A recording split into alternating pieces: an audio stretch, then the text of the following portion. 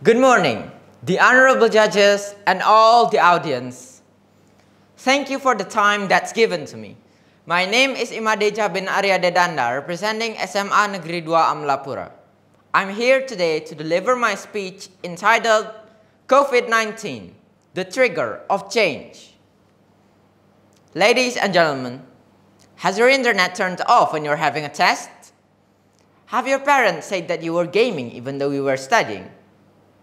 Have you been exhausted because you got more assignments than you can handle? Most of us here must have experienced these kinds of situations during pandemic. And I'm sure all of us already aware of COVID-19.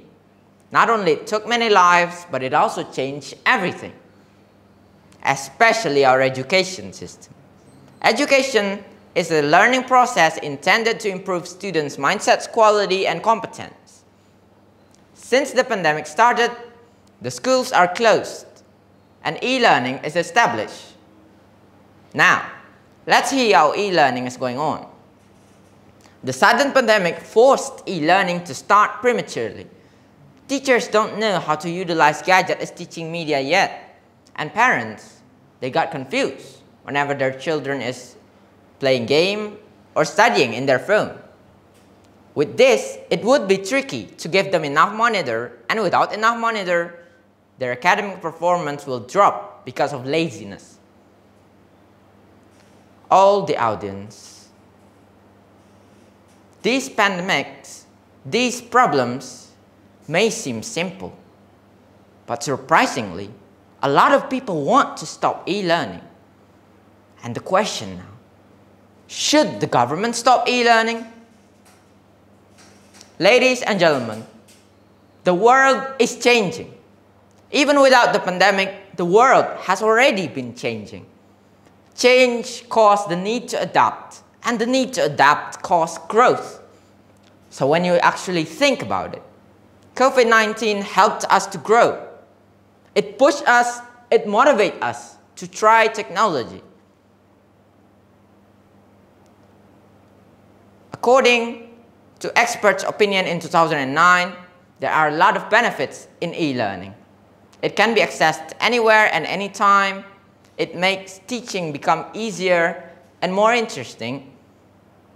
It can also train students to learn independently. It's so effective that there are some schools that implemented e-learning before pandemic. And one of them is Muhammadiyah Salatiga Elementary School. So instead of regressing back, why don't we just accept the change and go forward? To go forward well, there are 4 components that need to synergize: government, teachers, parents, and of course, students. Government needs to provide facilities such as internet and phones, because there are some families with economic problem that they can't afford phones. Second is teachers. Teachers need to train their ability to use gadgets because they will teach students using gadgets. Parents. There was a news in CNBC Indonesia. It said that there are a lot of parents complaining on Twitter wanting the e-learning to stop. Now let's say that e-learning truly stopped and schools are open again. If the virus were to spread there, can you imagine how many lives will be lost? And even if they don't go to school, it means that they are staying at home without education. Students are the future of this country. Can you imagine what kind of future we will be facing with a generation without education?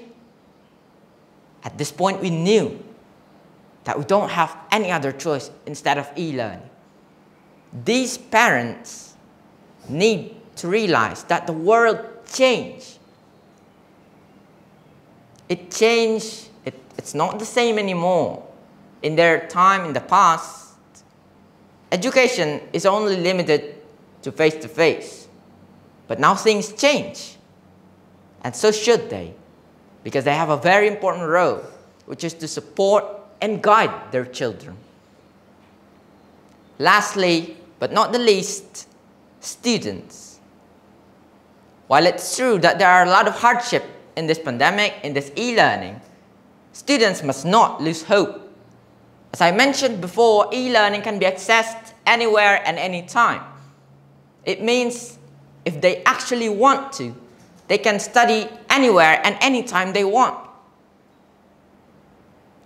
And from information, it's also more worldwide in e-learning, because e-learning can connect to internet, while in schools it's usually only limited to teachers and books, because most schools forbid their students to use mobile phone. With those things in mind, we can conclude that there's no more excuse for students to be lazy.